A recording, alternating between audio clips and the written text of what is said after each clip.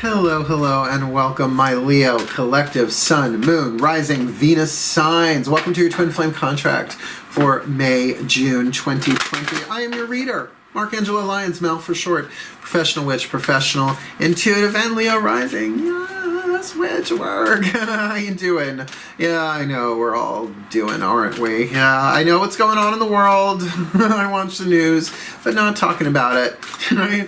Redirecting it and really into doing these twin flame readings for May, June 2020 to kind of help us out, because we have huge opportunities for healing ahead of us if we can really sort of master what these twin flame contracts are. But before we get to that, let's get down to some basic business. Like, for example, if you're new to my channel, please do like this video, subscribe to my channel, hit that notification bell, because I'm putting out content every single day pretty much. I don't think I've missed a day in a while.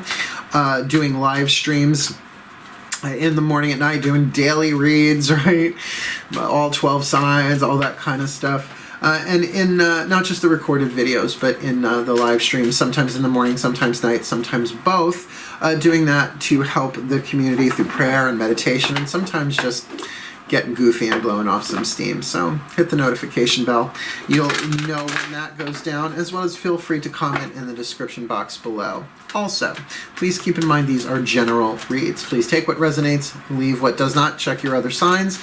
Usually these readings go about 45 minutes to an hour. I'm trying to keep them a little bit shorter because upload times have been ridiculous, and that is not YouTube's fault. That is just everybody on Earth, on the internet right now.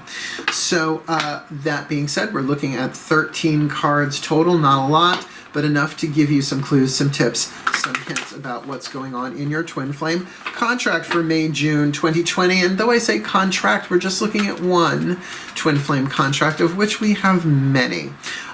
Twin flames are a form of soul contract, like soulmate, but not the same. Twin flame contracts are teaching relationships, often turbulent, traumatic, triggery, tumultuous, right? Very push-pull, nor are they all sexual romantic as people would have you believe, right? My father and I were a twin flame contract, God rest his soul. He taught me how to accept myself, because he just couldn't accept me as the gay man that I was. Granted, I was a teenager, but still, right? There was just no way I was going to fit into the mold of the son that he wanted me to be. So I had to learn how to give myself the love that he couldn't, not that we didn't love each other. I love my dad very much, still do to this day. God rest his soul, no longer with us on planet Earth, at least in that form. And I know he loved me dearly, but it just, that was the type of the contract, right, that we had. So keep that in mind. We're looking at it like a contract with party number 1 and party number 2, party A, party B. We're going to call party number 1 the Divine Feminine, party number 2 the Divine Masculine, though that has nothing to do with biological gender whatsoever. I consider myself predominantly Divine Feminine, Divine Yin. Look what I do for a living. It's a lot of intuitive work. So, yeah, I think you're picking up what I'm laying down. Cool, cool.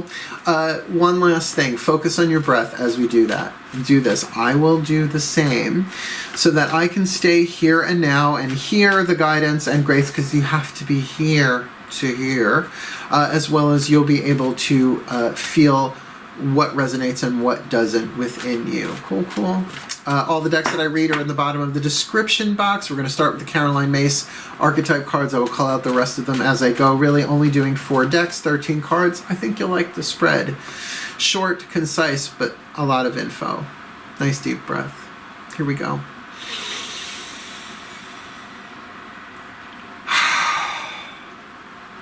I feel you, my collective pantheons of angels, goddesses, gods, masters, and the higher selves of all involved. 2 Caroline Myss archetype cards, please. 1 for the Divine Feminine and 1 for the Divine Masculine.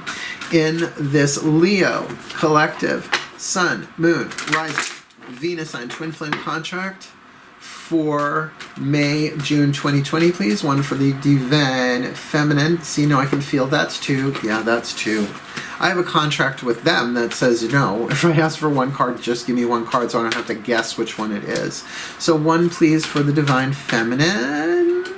There she is. And one for the Divine Masculine in this Twin Flame contract for the Leo Collective, Sun, Moon, Rising, Venus signs, May, June 2020. Let's see who we got here. Ooh, the Liberator and the Prince. Now, I have both of these archetypes, different dynamics. I have the Prince lifelong. I have the Liberator and what's called a Kairos archetype, sort of comes and goes.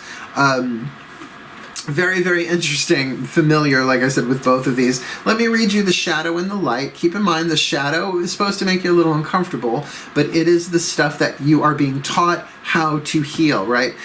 Twin flame contracts teach you how to heal yourself, teach you how to love yourself, where a soulmate contract, you help each other heal. Very different dynamic.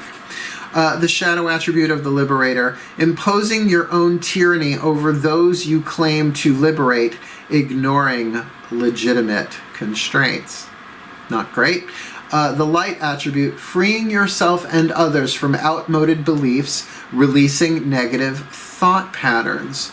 Now, trying to think of it here, I think the Taurus reading had the Liberator in it. So you might want to check that if you have any planets in Taurus, if you're identifying with the Divine Feminine or cross-watching. For the Divine Masculine, though, we have the Prince archetype. By the way, the Liberator is part of the Action family of archetypes. The Prince part of the Masculine family of archetypes. So once again, we have a masculine archetype in the masculine family archetype in the Divine Masculine position. That was a little tricky to say.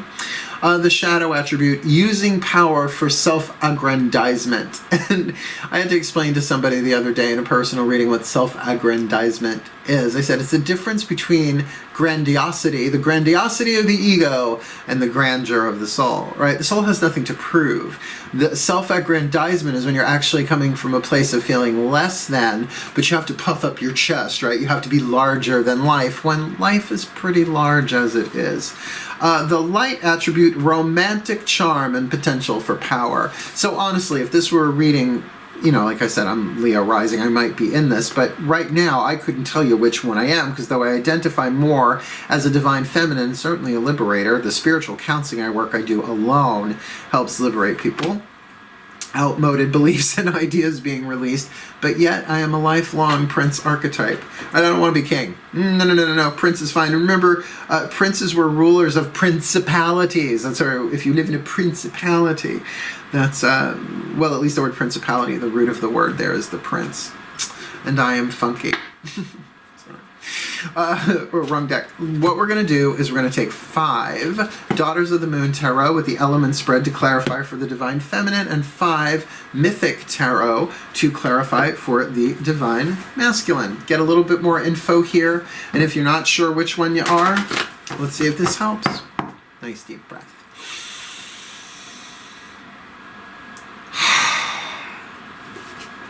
My goddesses, please.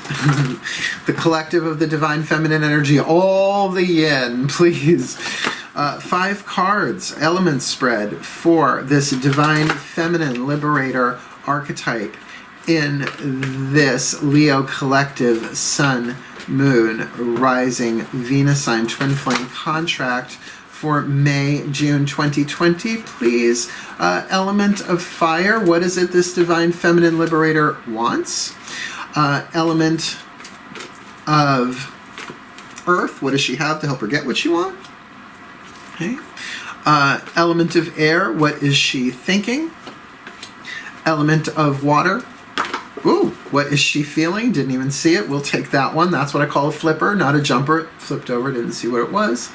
And element of spirit, what is the voice of the soul of the Liberator trying to tell her in this Twin Flame contract? Let's read her and then we'll do the same for him. So Divine Feminine Liberator, what you want is the Ace of Blades, the Sibyl, the Ace of Swords, a new communication, certainly perhaps a new communication with this Prince archetype, but at the same time a new idea, a new thought, not just hi, but a whole new means of communication, or at least a new message to communicate. If you think of the Sibyl here, the Oracle of Delphi, So I get that a little closer. If you can see, you see the green stuff hanging in the air next to her? That's ethylene gas. So apparently the Oracle of Delphi was huff and rock gas. That's hard to say, right? So there's something here perhaps about an inspired thought, wanting an inspired thought. Well, considering releasing negative thought patterns, freeing yourself and others from outmoded beliefs, perhaps this is the new belief that she wants herself and maybe wants to communicate to the Divine Masculine Prince. What does she have to help her get that? Her element of earth is the Gemini card, the card of self-expression. Now, if this prince is, like, just for a moment, let's pretend that this is the Leo, the divine feminine, and this is a Gemini, certainly that would make sense. But I'm finding in these contract readings that these are less and less about zodiacal signs, unless it really clicks for the individual watching this. But even if they are that, this is about what she has, is the ability to express herself, right? Third house is self-expression and communication. Mercury, Hermes energy. So has that, as the liberator, must have liberated herself to be able to express herself freely that way, and certainly that would make sense in wanting to communicate that one of blades, perhaps a piece of prophecy, a vision, or something of that matter, or just a new communication between these two. What's going on in her element of air, since element of air is so prominent here? The Sagittarian card. Now, what I'm just going to say off the bat, Sagittarius and Gemini are opposite signs from each other, complementary, mutable air and mutable fire, but opposites in that sense. So she's thinking about what she wants, that her desires have changed and are in the process of changing. Again, if this person has some kind of dominant Sagittarian influence zodiacally in their chart, that might be true. But if we're looking at 9th house, Sagittarius is the 9th sign of the zodiac, therefore the 9th house, we're looking at expansion and spirituality. So perhaps is thinking about her own spiritual liberation, or thinking in a more spiritually liberated way, maybe getting downloads, maybe getting like new information from the divine mentally, because might have cleared out enough of her own false beliefs, right? You know, fears, right? False evidence appearing real, to be able to allow things to come through. But also keep in mind, this is Kiridwin, goddess of the cauldron. So there might have been a transformation in her mind, not just a change of mind, a transforming of the mind. So a lot of very interesting air energy here. What's going on in her emotional field? The major arcana card of the Hermit. So yeah, kind of feeling alone, kind of feeling lonely. Now, hello, where are we on planet Earth right now in the timeline, right? A lot of us are sequestered in our own domain. Watch as I dance around the language. So perhaps feeling like she's got to go through this alone, that she wants to communicate it, but maybe it's not the appropriate time, or maybe she's still mulling it over within herself emotionally, but probably has feelings as well, because, you know, not all hermits are lonely, and here's why. They are not exiles, right? A hermit is one who goes into seclusion or solitary time voluntarily. Now, a lot of people aren't feeling that it's voluntary, because it's kind of not, right? Mandatory, depending on, you know, whatever you believe, but might very well be feeling the comfort of that and really sort of doing her own work within herself right now, at least emotionally, which might be bringing through these downloads and these new communications, or at least that's very much what she's wanting, is a new way of seeing things. I hear you. Course in Miracles says a true miracle is a shift in consciousness, and the prayer for the miracle really isn't give me a miracle, although that will work. It's help me see this differently, right? But that Ace of Blades, that really new thought and new communication, either within her own self with spirit or with this divine masculine prince, they might be one and the same. What is the voice of the soul here? Okay, Four of Cups, the card of sorrow. Now, does this always immediately mean sorrow?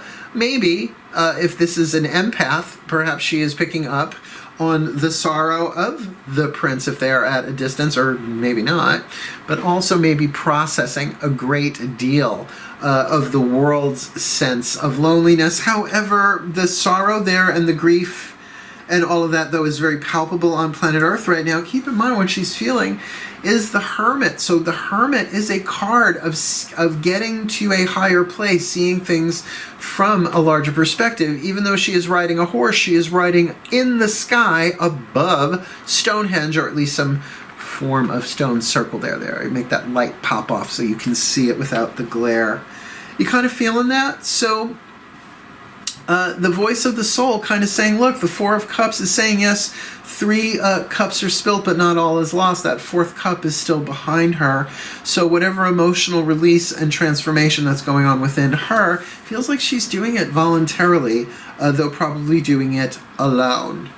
Yeah, as in solitary space. Let's jump over to see what's going on with this Divine Masculine Prince archetype. Nice deep breath.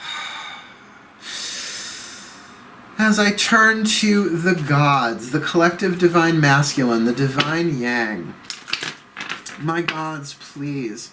5 cards, element spread for this divine masculine prince archetype in this Leo collective sun, moon, rising, Venus sign twin flame contract for May, June 2020.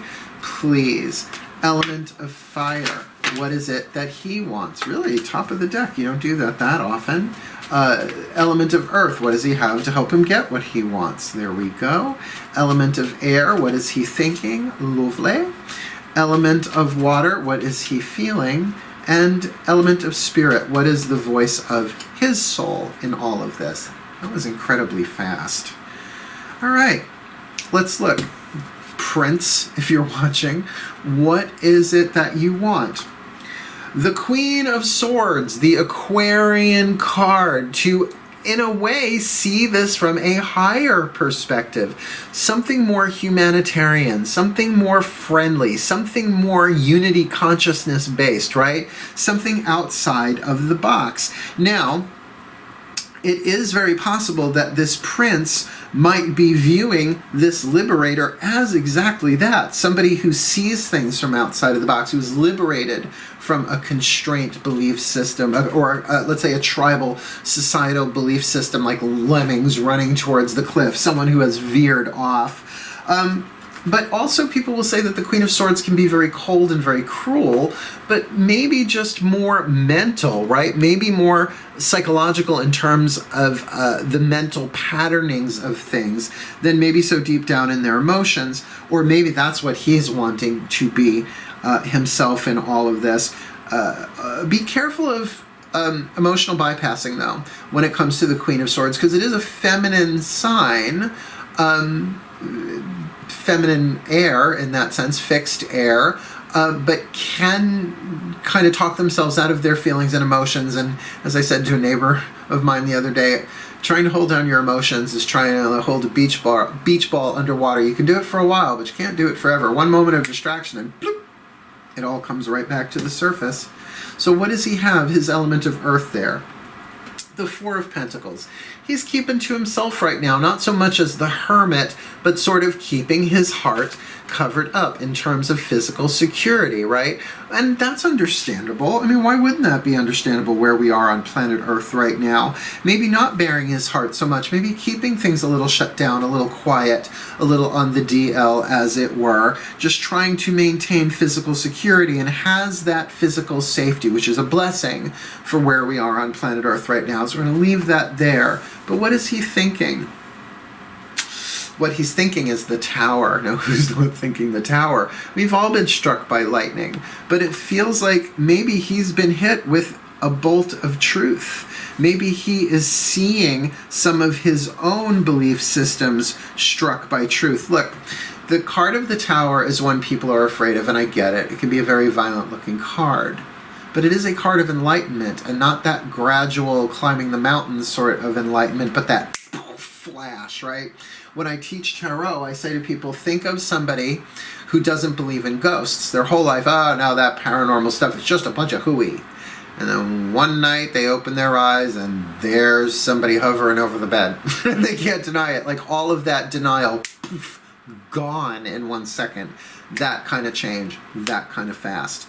Can also be a moment of divine intervention, revelation in that sense. But always with the destruction. And by the way, just to go to the Liberator for a minute, freeing yourself and others from outmoded beliefs, releasing negative thought patterns. This is in the area of mind. So maybe there has been some effect going on here where the Liberator has helped the Prince see things differently, but not in the way that they wanted to, right? That's a twin flame contract. They're teaching you things, but they can't help you heal. They teach you how to heal yourself.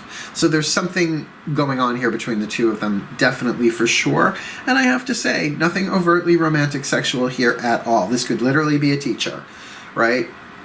But a twin flame teacher in that way. Well, what's going on emotionally here? Well, the Page of Swords. So what he's feeling is a form of communication. This is Aeolus, the god of the winds, right? So very much wanting to communicate. Perhaps there's even an empathic, I don't want to say telepathic, because that tends to be mind, but there maybe is an emotional communication going on between these two. Now, I don't say this that often because I think it's incredibly rare. I think it's sort of a unicorn experience, that occasionally there are twin flames that can alchemize into soulmates. I got that from Matt Kahn. The video that he says that in is actually in the description box below. You might want to check that one out.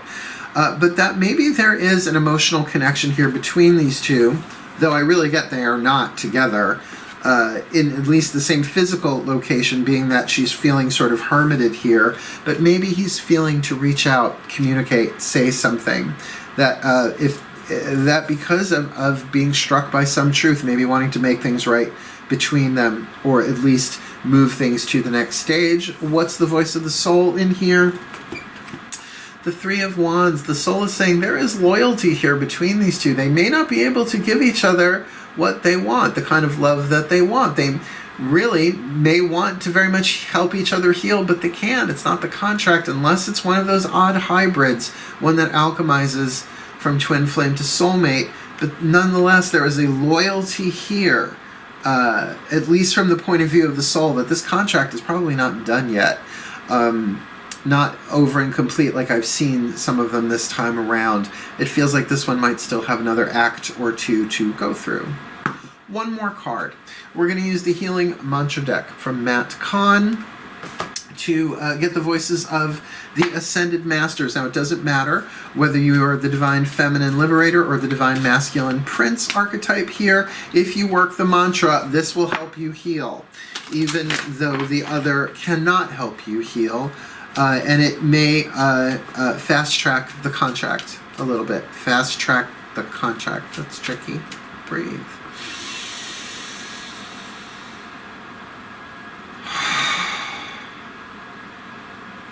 My Ascended Masters, please, one card in clarity. What is the perfect healing mantra for this Leo collective Sun, Moon, Rising, Venus sign twin flame contract for May, June 2020, involving this Divine Feminine Liberator and this Divine Masculine Prince, please? What is their... Nope, that was more than one. Please, what is their perfect healing mantra card? Nope, that was two, please. What is their perfect healing mantra for this twin flame contract, May, June 2020? Here we go. Now, before I look at it, one side of the card has the name of the mantra, the other the mantra itself. I will use the name of the mantra to look it up in the book, otherwise there's nothing else written on the card. What you got?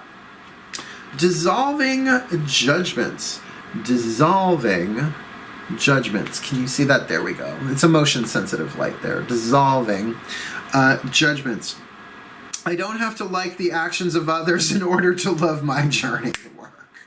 Right? Dissolving Judgements. Let me read you this one. Dissolving Judgements. I don't have to like the actions of others in order to love my journey. When judgments are dissolved, You don't have to enjoy the actions of others in order to glean benefit from them. When you know that every moment has been created to help each soul shine the brightest, it becomes easier to not take things personally. Instead, you are able to appreciate the positions life has put you in as evidence of your evolving mastery in form. And that is certainly a twin flame contract. You don't have to like what they're doing in order to love your journey, right? It's how are you going to have your dessert if you haven't eaten your meat, right? That there is work involved. There is mastery at hand here. Every twin flame contract offers that to an extent. This mantra is ideal for learning to speak your truth. Kind of feeling that's kind of what this Page of Swords is about. And if that Tower card for the Prince is that being struck by truth, maybe he does need to speak it. Cultivating empathy, both sides feels like, and trusting the universe, trusting that this is not for a reason, but for a divine purpose. Tell you what, let's pop up the picture. We'll have a look-see-dooksy at the overview, a very Aquarian overview, if you like, since we've got this Aquarian card here. And let's see what else pops, shall we? Nice deep breath.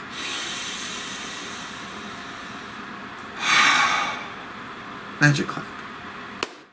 We start with the divine feminine liberator archetype in the shadow, imposing your own tyranny over those you claim to liberate, ignoring legitimate constraints. The light attribute, freeing yourself and others from outmoded beliefs, releasing negative thought patterns, which I feel like she's had that effect on this divine masculine for sure. But what she wants is the Ace of Blades, the One of Blades, really perhaps wanting a new communication. Maybe it's an I'm sorry. Maybe it's a can we be friends? Maybe it's just she has downloaded some new thought that she really wants to share, but can't right now. But what she has is the ability with that Maiden of Blades, that Gemini card, to express oneself, right? To really kind of put it into form in some way, self-expression, to get that message across to the Divine Prince, although he might not be having it because he ain't ready to hear it yet. Because what's on his, the Divine Feminine Liberator's mind here, the Crone of Flames, Sagittarius, Kiridwin, that there has been not just a change of mind, but a transformation, perhaps a spiritual awakening in her own way. I would say more, not a spiritual awakening, but a spiritual transformation of the mind. And that has come through her dealing with being emotionally a hermit, really dealing with her own emotional field, her own empathic skill, her own empathic piece of all of this, considering that a good chunk of her is feeling not necessarily lonely, I'm not getting that, but solitary, voluntarily being a hermit to see things from a higher perspective intuitively as well as mentally. And with that Four of Cups, the message, the voice of the soul there, saying that though there has been some sorrow, there has been some loss here, that there is still stuff here, there's still something to be gained, there's still something worthwhile going on. For the Divine Masculine Prince, we have the shadow attribute, using power for self-aggrandizement, the light attribute, romantic charm, and potential for power. So that potential for power here does look like it's getting ready, or at least is in development to be actualized. With that Queen of Swords, maybe really wanting to see things from a more liberated, a larger, a broader non-physical perspective. Thank you, Abraham. And has really the Four of Pentacles, the physical stability to do that. So if this person is sequestered in their own domain, that they really have the physical security to do that, and perhaps some time on their hands, considering that what's on their mind is the card of the Tower there in the mental field, or maybe their mental field has been struck by lightning, where they're seeing everything so differently and perhaps have been liberated from a foundational belief structure that no longer served and is now in ashes. And emotionally, with that Page of Swords, there is that immature, and I don't mean childish when I say immature, I mean the pages are like beginning stages, kind of sort of like aces, of wanting to communicate, to express, to think about, new thought really affecting the emotional field here. But the voice of the soul here says Three of Wands. There is definitely that sense of loyalty, that sense of stability of desire, that it does not feel like this relationship is over. It doesn't feel like this contract is fully complete yet. And with this mantra card of dissolving judgments, that they don't have to like what each other are doing. I don't have to like the actions of others in order to love their journey, right? I don't have to like the actions of others in order to love my journey is a very, very powerful mantra for either one of them and both of them, depending on who's watching this, so that they can give themselves the liberation, the love that they need in this twin flame contract, instead of holding their breath for the other to give it when they just don't have it to give each other. But they can certainly give it to themselves right now.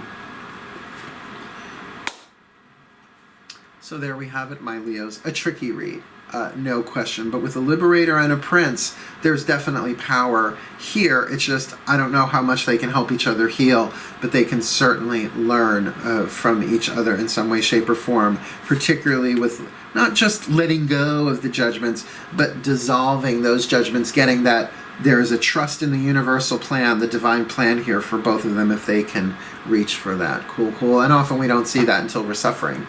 It's just how it is. So may the Leo collective Sun, Moon, Rising, Venus signs be blessed with all that they need in their twin flame contracts for May, June 2020, that they may heal, that they may grow, that they may evolve their own powers, see things differently, be liberated, and really experience their own potential for power as they dissolve their judgments, loving their own journeys despite what anybody else is doing for their well-being and for the well-being of all. May they be so blessed. So mote it be. And so it is. Thank you for watching. Again, please like the vid, subscribe to the channel, hit the notification bell, and comment in the comments section below as I wish you the very best and the very blessed for May, June 2020. Hail, farewell, and blessed, blessed be.